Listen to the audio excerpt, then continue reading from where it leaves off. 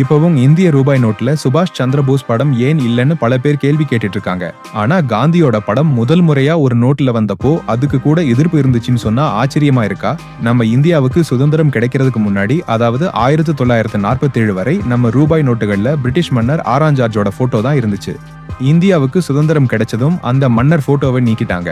அதுக்கப்புறம் என்ன போடுறதுன்னு யோசிச்சு இந்தியாவின் கலாச்சாரம், வளர்ச்சி இது எல்லாம் காட்டுற மாதிரி புலி, மான், ஹிராகுட் அணை, விவசாயம்னு பல படங்களை பிரிண்ட் பண்ணாங்க.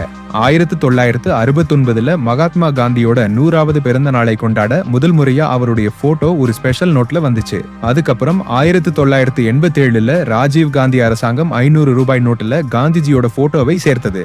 1996 நம்ம அரசாங்கமும் ரிசர்வ் வங்கியும் ஒரு முக்கியமான முடிவு எடுத்தாங்க. இந்தியாவோட அமைதியையும் பெருமையும் குறிக்கிற விதமா இனிமே எல்லா ரூபாய் நோட்டுகளிலும் மகாத்மா காந்தியோட போட்டோ தான் இருக்கும்னு அறிவிச்சாங்க. அந்த சமயத்துல சில பேர் இதுக்கு எதிர்ப்பு தெரிவிச்சாங்க. சுபாஷ் சந்திர போஸ் போட்டோவை ஏன் போடலன்னு கேட்டாங்க. ஆனாலும் காந்தியோட உருவமே இன்னைக்கு வரைக்கும் நம்ம நோட்டுகள்ல இருக்கு.